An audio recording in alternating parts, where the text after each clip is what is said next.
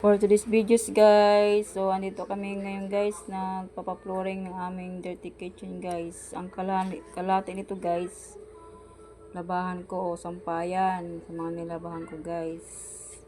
Habang mahinit ang panahon, samantala tayo magpatrabaho ng ating project na pinaplano guys. Kaya mahirap na pagtag-ulan guys, magpagawa. Yan. At saka mayroong makabantay guys, kay bakasyon man guys. Ayan siya guys. Hindi pa yan nahuman guys. Kaya mahirap pagtagulan, malapok o maputik.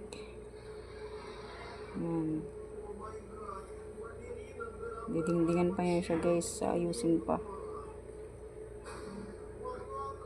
Thank you for watching guys.